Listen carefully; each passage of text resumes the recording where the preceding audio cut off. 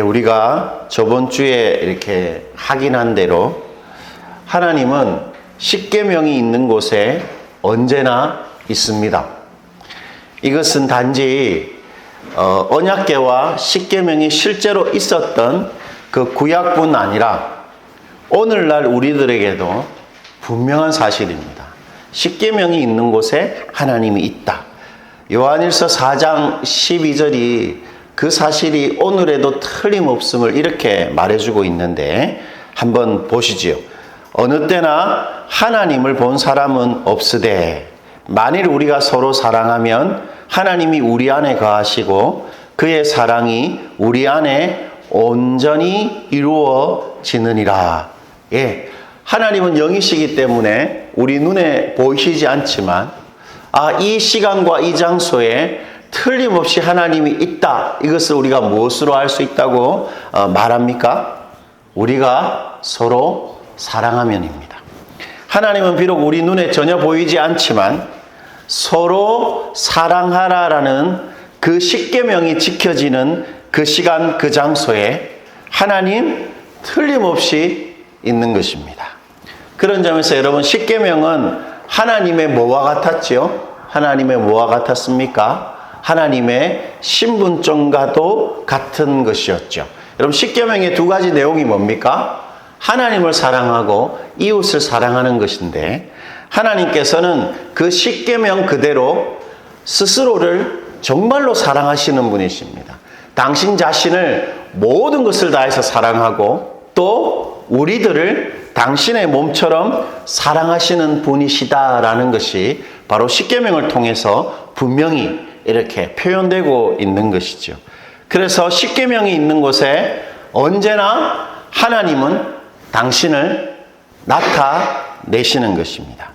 오늘 우리가 읽었던 본문에서도 하나님은 그 십계명을 우리들에게 이렇게 딱 제시하시면서 당신 자신을 이렇게 소개하시는데 출애굽기 19장 5절입니다. 여러분 출애굽기 19장 5절과 6절은 이스라엘 백성들에게 하나님께서 그 10가지 계명, 십계명을 주시기 전에 이 십계명이 가지고 있는 위대하고 영광된 약속이 무엇인지를 하나님께서 말해 주시는 것입니다. 십계명을 딱 주시면서 이 십계명이 가지고 있는 약속이 무엇인지 하나님이 말해 주시는데 여러분 출애굽기 19장 5절 우리가 다시 한번 읽어볼까요? 출애굽기 19장 5절입니다. 다 같이 읽어보죠. 세계가 다 내게 속하였나니. 여러분 여기서 세계가 다 내게 속하였다 이 말이 하나님의 자기 확신입니다. 스스로 하나님께서 뭐라고 확신하고 계시냐면 이 세계가 다 내게 속하였다. 바로 하나님의 자기 소개입니다. 하나님이 우리들에게 당신을 소개하시기를 나는 세계를 다 가지고 있는 존재이다. 그렇게 우리에게 소개하신 것이죠. 하나님은 십계명을 제시하시면서 우리들에게 당신을 바로 이렇게 소개하시는 것입니다. 세계가 다 내게 속했다. 그렇게 소개하시는 거죠. 여러분 이 세계가 다 내게 속하였다는 말은 하나님에 대한 두 가지 중요한 사실을 우리에게 알려줍니다. 첫 번째는 세계가 다 내게 속하였다는 말은 첫 번째, 세상에 있는 모든 것이 다 내 것이다. 하나님의 것이라는 것입니다. 세상에 있는 모든 것, 그것이 사람이건 자연 만물이건 어떤 것이건 상관없이 세상에 있는 모든 것이 다 내 것, 하나님의 것이다. 하나님 그렇게 말하시는 것이죠. 그리고 두 번째는 세상에서 일어나는 모든 일이 다 내 일이다. 세상에 어떤 사건이 일어나건 그것은 바로 다 나의 사건이다. 나의 일이다. 하나님 그렇게 말씀하고 있는 것입니다. 여러분 세상에 있는 모든 것이 전부 하나님의 것, 하나님의 소유가 되려면 하나님은 어떤 분이어야 합니까? 어떤 분이셔야 하죠? 하나님은 이 세상의 모든 것을 어떻게 해야 됩니까? 만드신 분이셔야 하죠. 하나님이 우리를 포함해서 이 세상에 눈에 보이는 모든 것을 창조하신 분이 되어야 그렇게 말할 수 있는 것입니다. 이 세계가 다 내게 속하였다. 그렇게 말할 수 있는 거죠. 그리고 바로 하나님이 그 모든 것의 창조자라는 말은 이런 의미를 가지고 있습니다. 이 세상의 모든 것이 다 무엇으로부터 시작되었습니까? 하나님으로부터 시작되고 이 세상의 모든 것이 다 그 생명을 하나님으로부터 유지하고 그리고 결국 모든 것은 다 하나님으로 되돌아간다는 것입니다. 로마서 11장 36절이 그것을 이렇게 표현하고 있죠. 우리 이것도 한번 읽어볼게요. 이는 만물이 주에게서 나오고 주로 말미암고 주에게로 돌아감이라 그에게 영광이 세세에 있을지어다. 만물입니다. 모든 것, 우리를 포함해서 눈에 보이는 모든 것이 다 하나님께로부터 나왔습니다. 그리고 하나님으로 말미암아 유지되고 있습니다. 그리고 결국 우리 하나님께로 다 돌아갈 것입니다. 여러분, 우리는 요즘에 그 전기 제품을 잘 쓰지요. 주로 배터리로 작동하는, 우리가 늘 가지고 다니는 핸드폰도 사실 배터리로 이제 작동하는 거 아닙니까? 그리고 진공 청소기 같은 거, 그리고 전기 자동차 같은 거 배터리로 다 이렇게 그 작동이 되는 것이지요. 참 편리하게 우리가 사용합니다. 그런데 저는 그런 전기 제품을 충전할 때마다 이것이 영원한 것이 아니구나. 이 배터리가 없으면 이건 아무 쓸모가 없는 제품이구나. 그런 생각이 듭니다. 그런데 우리 사람도 사실 배터리로 살아가는 것입니다. 사람의 배터리가 어디 있습니까, 여러분? 사람의 배터리가 어디 있죠? 비록 사람은 충전을 하지 않지만 사람도 사실 유효기간이 있는 배터리로 작동하는 거죠. 사람의 배터리가 어디 있습니까? 심장입니다. 심장 박동이지요. 하나님께서 우리 심장을 만드셨고 이 심장을 계속 뛰게 하시는 것입니다. 그리고 이 심장이 멈추는 날 우리는 우리 심장을 만드신 하나님께로 다시 돌아가는 존재지요. 하나님이 우리를 만드신 분이십니다. 뿐만 아니라 하나님은 이 세상에 일어나는 모든 일들을 다 주관하신다고 말하시죠. 여러분, 세상에 일어나는 모든 일이 다 하나님의 사건이라는 말은 하나님이 우리 인생 가운데 또는 이 세상 가운데 일어나는 모든 일을 다 허용하고 또 허락하고 또 다 결정하시는 이 세상과 우리 인생의 모든 사건의 결정권자라는 것입니다. 그리고 여러분, 하나님께서 우리의 결정권자라는 말은 이 세상에 일어나는 모든 일을 하나님이 다 평가하시고 그에 합당한 보답과 보응을 하신다는 것입니다. 하나님이 우리뿐만 아니라 이 세상에 하나님을 모르는 사람들이 행한 모든 일을, 이 세상에 일어나는 모든 사건들에 반드시 반응을 하고 계시다는 것입니다. 왜냐하면 그 모든 사건이 다 하나님께 속한 하나님의 사건이기 때문이죠. 하나님은 이 세상에 일어나는 일들 중에 당신과 상관없다고 여기는 일은 하나도 없는 것입니다. 그것이 악하고 끔찍한 일이든 참으로 기쁘고 행복한 일이든 간에 이 세상에 일어나는 모든 일은 하나님의 일, 하나님의 사건입니다. 그러므로 하나님이 허용하는 것이고 하나님이 허락하는 것이고 하나님이 결정할 때만 일어날 수밖에 없는 일들인 것이죠. 그래서 예수님은 참새 한 마리 땅에 떨어져서 죽는 것조차 하나님이 허락하지 않으면 일어나지 않는다. 그리고 모든 사람들은 전부 다 죽어서 또는 살아서 하나님 앞에 다 인생을 살아갔던 모든 것들을 평가받게 될 것이다. 예수님 그렇게 말씀하셨던 것입니다. 여러분, 정말 우리 존재가 진짜 하나님에 의해 시작되었고 우리가 숨을 쉬는 것이 하나님에 의해서 유지되고 결국 우리가 심장이 멈춰서 죽으면 다시 그 하나님께로 돌아가는 것이 틀림없다면, 그리고 우리 인생에 일어나는 그 어떤 일도 그냥 우연히 일어나지 않고 하나님의 허락과 허용하심 안에서만 일어나는 일이라면 그게 정말이라면 우리 하나님은 우리에게 어떠한 분이십니까? 하나님은 우리에게 어떠한 분이시죠? 하나님은 우리 존재와 우리 인생의 진정한 실세가 되시는 것이죠. 실세가 뭡니까, 여러분? 실제로 힘을 발휘할 수 있는 존재인 것입니다.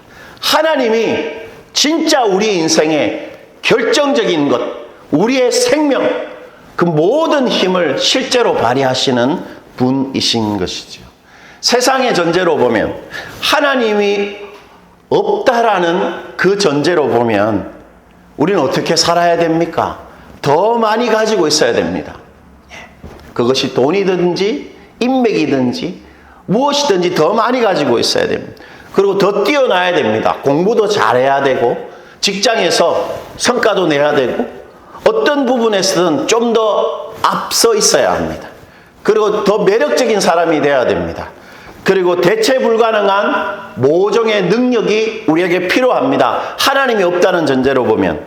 때문에 이 세상에서 제일 중요한 것은 내가 무엇을 어떻게 하는가에 달려 있습니다. 내가 잘해야 됩니다. 내가 뭔가를 잘 뛰어나야 하는 것이죠. 내가 무언가를 많이 가지고 있어야 하는 것입니다. 그리고 다른 사람들이 나를 어떻게 여기는가? 그것이 우리 인생에서 결정적인 것이 되는 것이지요. 그러나 오늘 하나님의 자기 소개를 우리가 정말로 믿는다면 우리가 이 땅에서 잘 살기 위해서는 뭐가 중요하겠습니까? 정말 하나님이 오늘 자기 소개 그대로 세상은 다 내게 속하였다는 말이 정말로 틀림없는 사실이라면 우리에게 중요한 게 뭐지요? 우리가 무엇을 어떻게 하는가 보다는 사람들이 우리를 어떻게 여기는가 보다는 하나님이 우리를 어떻게 여기시는가에 우리 인생이 달려있는 것입니다. 왜냐하면 하나님이 우리 인생의 시작이고 끝이기 때문입니다. 하나님이 우리의 진짜 실세이시기 때문에 하나님이 우리를 어떻게 보는가가 우리 인생에서 제일 중요한 것이죠. 때문에 우리가 하나님이 진짜 나의 실세라고 정말로 믿는다면 우리 인생에서 우리가 해야 할 제일 중요한 것은 하나님한테 내 인생을 맞추는 것입니다. 우리 가정을 하나님한테 맞추는 것입니다. 내가 하는 일을 하나님한테 맞추는 것입니다. 내 장래 계획을 하나님한테 맞추는 것입니다.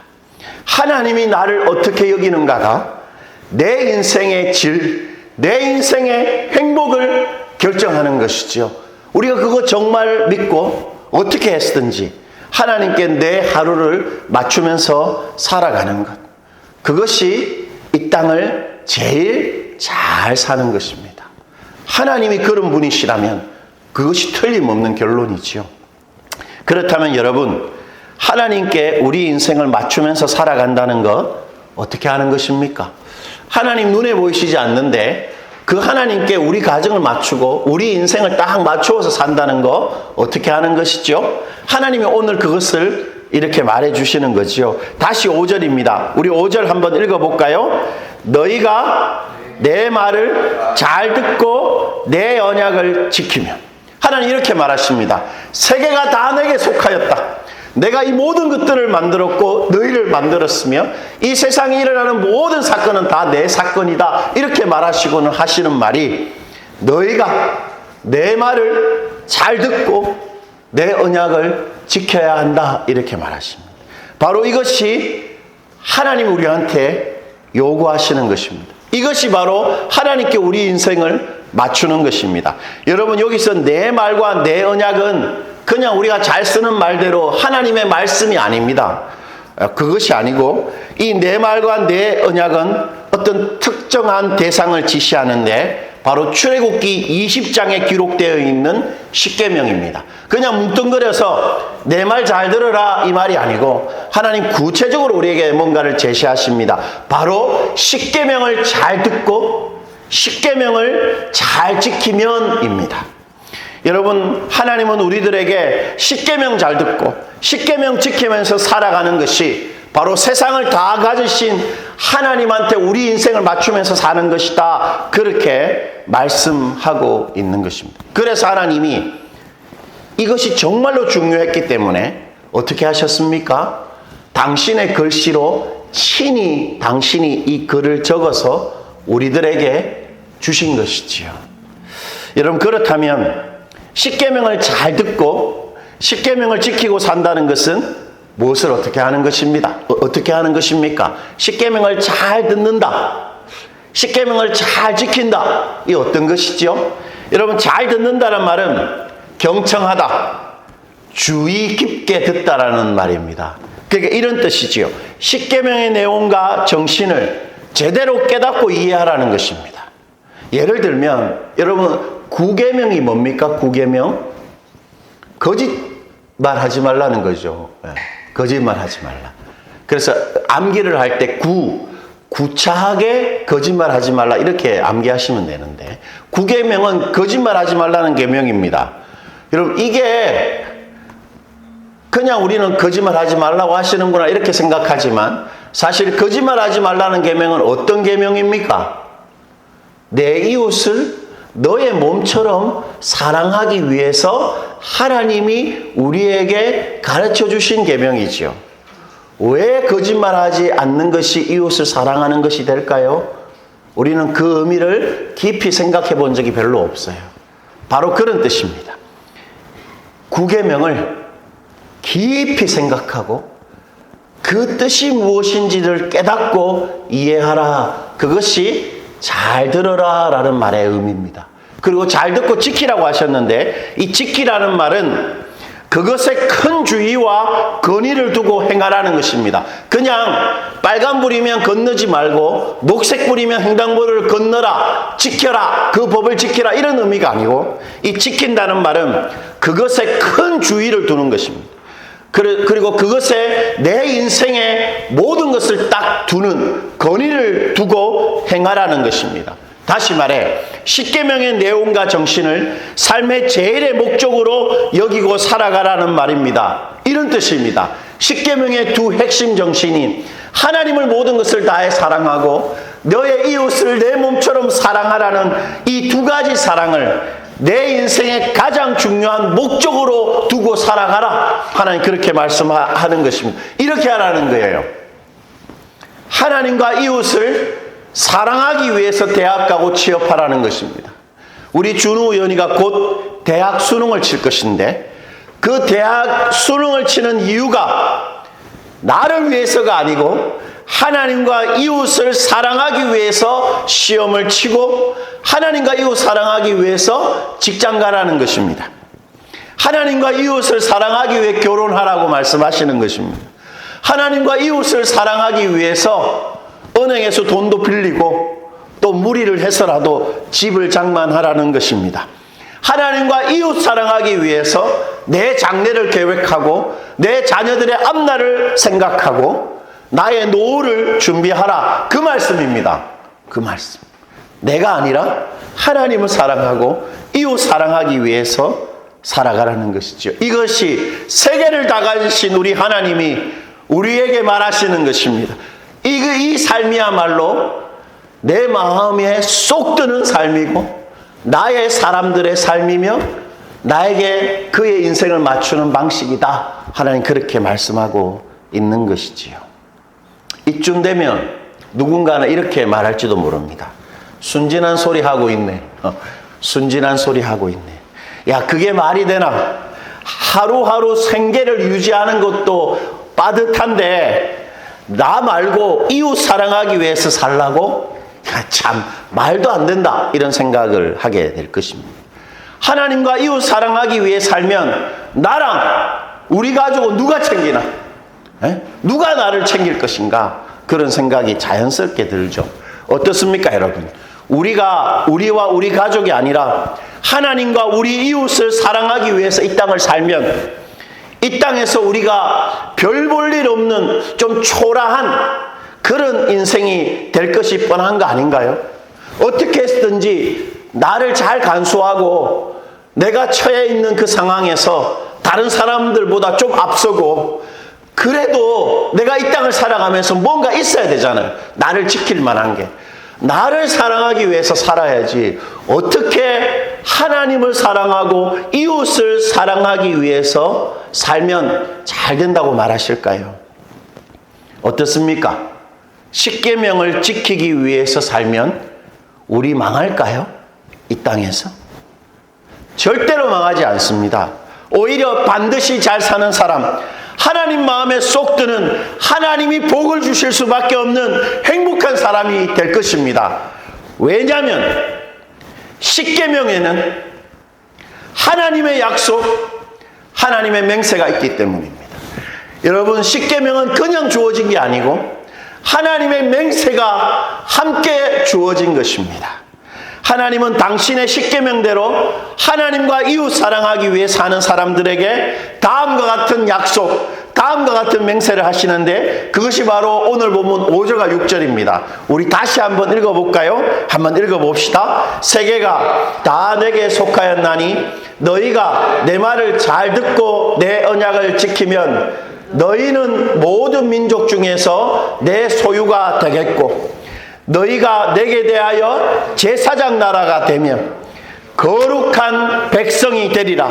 너는 이 말을 이스라엘 자손에게 전할지니라. 하나님이 이렇게 말하죠. 오늘 본문은 이렇게 구성되어 있지 않습니까? 하나님이 자기 소개를 하십니다. 세계가 다 내게 속했다. 나는 모든 것을 다 가진 존재다. 그리고 하시는 말이 십계명 잘 듣고 잘 지키는 것이 나한테 너희 인생을 맞추는 것이다. 그런 사람은 이 세 가지 반드시 이루어질 것이다. 첫 번째, 내 소유가 되고, 두 번째, 나의 제사장 나라가 될 것이고, 세 번째, 거룩한 백성이 될 것이다. 이것이 바로 십계명을 지키는 사람에게 내가 하는 나의 맹세다. 주님 그렇게 말씀하시는 것이지. 여러분, 십계명대로 내가 아니라 하나님을 사랑하고 나에게 주신 하나님의 사람들을 사랑하기 위해서 사는 사람들에게 하나님 세 가지 반드시 하시겠다고 말씀하셨죠. 세 가지. 첫 번째가 뭡니까? 하나님의 소유가 되고, 두 번째 제사장 나라가 되고, 세 번째는 거룩한 백성이 되는 것입니다. 맹세하셨습니다. 우리 한번 이거 하나하나 한번 살펴보십시다. 하나님의 소유가 된다는 말 무슨 말입니까, 여러분? 여러분, 이 소유라는 말은 히브리 말 세귤라를, 아주 유명한 단어인데 히브리 말 세귤라를 번역한 것입니다. 히브리 말 세귤라는 보석이라는 뜻입니다. 보석, 귀중한 보물. 여러분, 십계명의 정신대로 하나님을 사랑하고 이웃을 사랑하기 위해서 사는 사람이 하나님한테 어떤 존재가 된다고 말씀하신 겁니까? 보석 같은 존재, 귀중한 보물 같은 존재가 된다는 것입니다. 여러분이 가진 것 중에 보물 1호가 뭡니까? 우리 보람자무의 보물이 뭐죠? 우리 아이들이겠죠. 예, 보물입니다. 그것이 내 자식이든 내가 참 아끼는 누구한테도 줄 수 없는 어떤 물건이든 간에 그것이 나의 보물이라면 그것은 나한테 어떤 것입니까? 반짝반짝 빛나는, 보기만 해도 너무 사랑스럽고 나에게 너무 좋은 것입니다.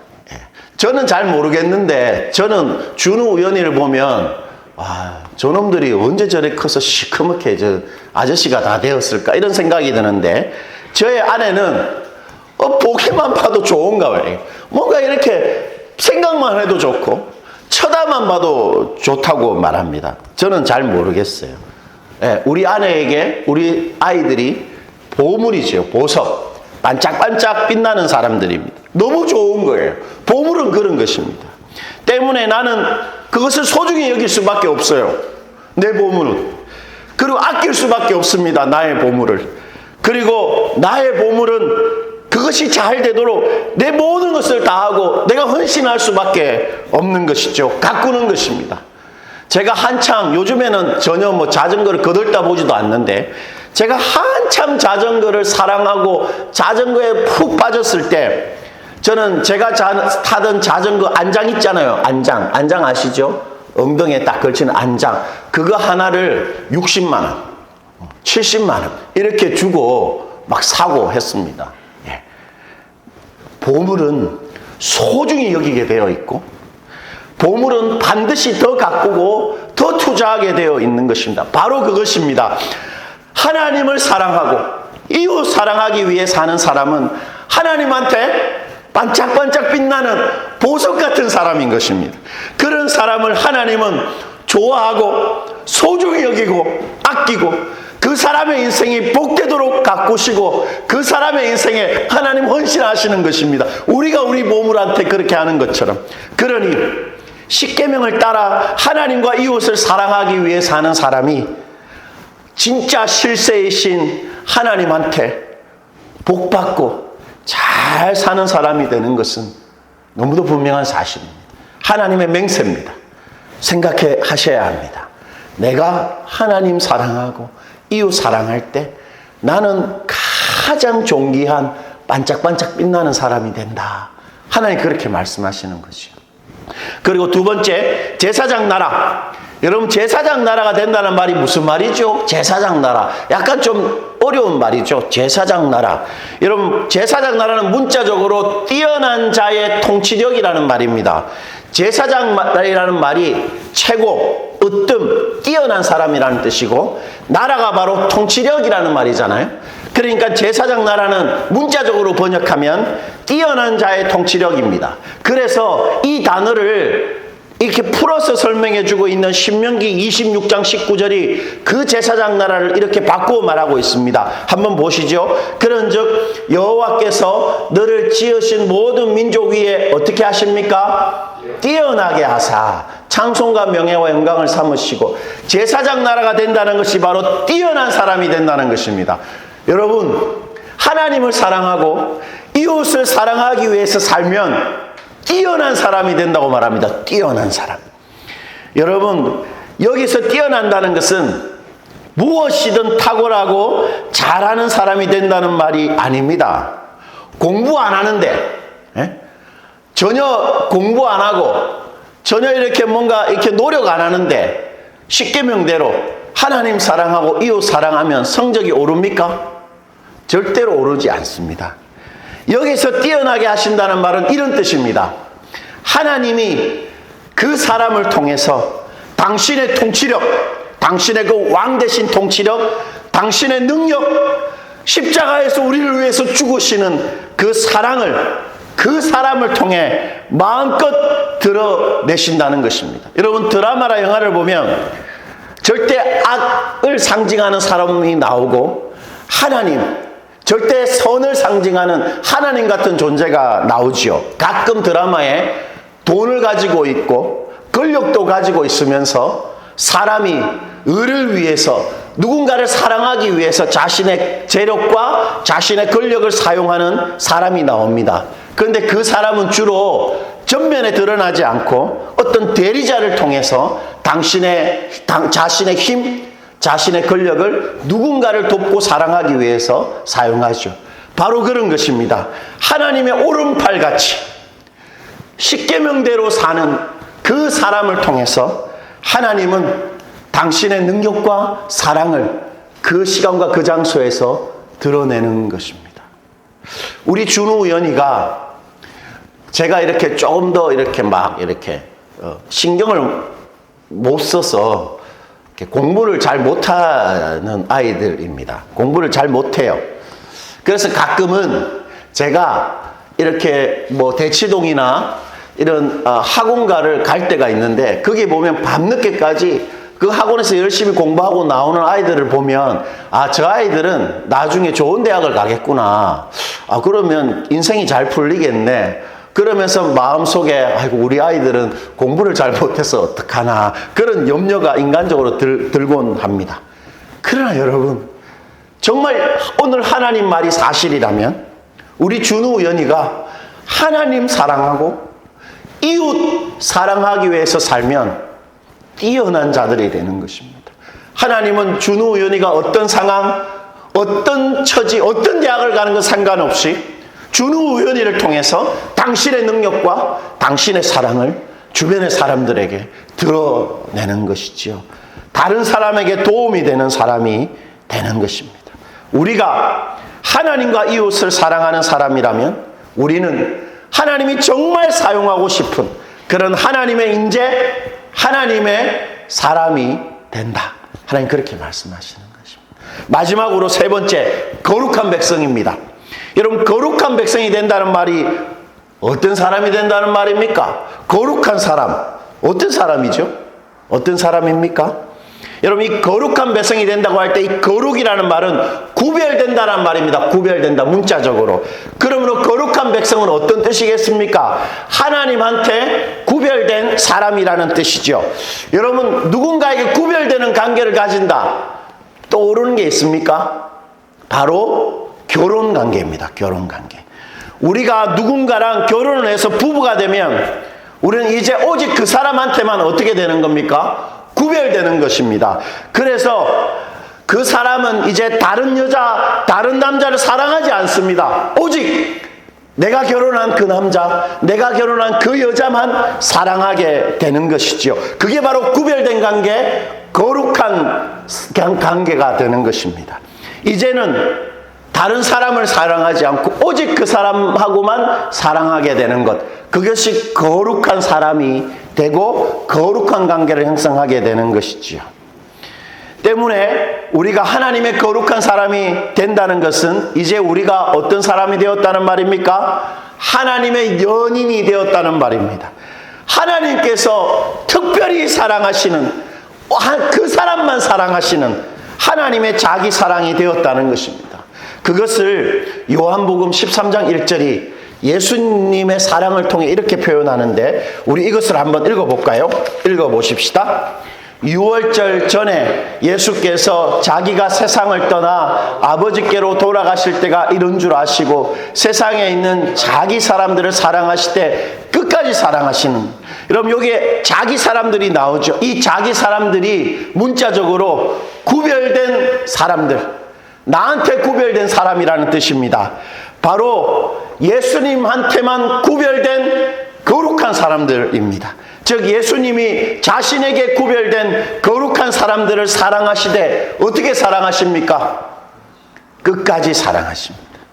즉 하나님의 거룩한 사람이 된다는 것은 하나님이 끝까지 사랑하시는 그분의 자기 사람이 된다라는 것입니다. 죽을 때까지 평생을 하나님하고 같이 사는, 하나님으로 인해 사는 사람이 된다. 하나님 그렇게 말씀하시는 것입니다. 그러므로 하나님은 당신의 자기 사람을 절대로 떠나지 않고 부부가 그리하듯이 평생 모든 것을 함께 하시면서 끝까지 사랑하시는 것입니다. 바로 십계명의 사람들이 하나님의 거룩한 사람입니다. 거룩한 사람이 어떤 사람입니까? 하나님을 사랑하고 이웃을 사랑하는 사람이 거룩한 사람입니다. 만약에 그 사람이 정말로 신령하고 거룩한 사람이라면 우리 그 사람 만나면 내가 사랑받고 있구나, 나는 사랑받을 사람이구나, 그것을 경험하게 되는 것이지요. 마음의 청결이 하나님을 사랑하는 상태였듯이 거룩함이란 하나님을 사랑하고 이웃을 사랑하는 것입니다. 우리가 그렇게 십계명대로 살아갈 때 하나님의 연인, 하나님이 끝까지 사랑하시는 그런 사람이 된다. 하나님께서 그렇게 약속하신 것입니다. 여러분, 십계명이 우리 인생에 얼마나 중요하고 얼마나 소중한지 보이시지요? 그냥 구약에 지켜야 될 금기 정도가 아닙니다. 더 이상 나만을 위해 살지 않고 십계명의 정신을 따라 하나님과 이웃을 사랑하기 위해 사는 것이야말로 나를 어떻게 만드는 것입니까? 반짝반짝 빛나는 존귀한 사람이 되게 하는 것입니다. 십계명대로 사는 것이 바로 하나님의 능력을 드러내는 사람이 되는 것입니다. 우리가 돈이 없어도, 우리가 좀 뛰어나지 못해도, 다른 사람들보다 뭔가 더 똑똑하지 못해도, 우리가 뭔가 앞날이 좀 불투명해도 우리가 사랑하기 위해서 살면 우리는 하나님의 능력, 하나님의 사랑의 통로가 됩니다. 그리고 이 불안한 시대에서 내 인생을 가장 견고하게 만드는 방식, 끝까지 하나님께서 우리와 같이 하게 만드는 방식이 바로 하나님을 사랑하고 이웃을 사랑하기 위해 사는 것입니다. 그러므로 여러분, 십계명으로 충분합니다. 우리 준우 의원이 그리고 우리 아이들 십계명으로 충분합니다. 왜 그렇습니까? 십계명대로 살면 내가 하나님의 보배 백성이 되고 제사장 나라가 되고 거룩한 사람이 되기 때문입니다. 우리 모두 이 존귀함과 이 부요함이 이미 우리에게 충분히 주어져 있음을 믿고 십계명 정신을 따라 하나님과 이웃을 위해서 우리 살아가십시다. 하나님과 이웃을 위해서 준우 의원이 대학 가고 결혼하고 또 하나님과 이웃을 위해서 우리 자녀 양육하고 하나님과 이웃을 위해서 우리 노후를 준비하면 우리 그렇게 십계명의 사람이 될 때 오늘 주님께서 우리에게 맹세하신 이 세 가지 약속 반드시 이루어지게 될 것입니다. 우리 모두 그렇게 진짜 실세이신 하나님께 우리 인생을 맞추는 멋진 인생 다들 살아가시기를 축원드립니다.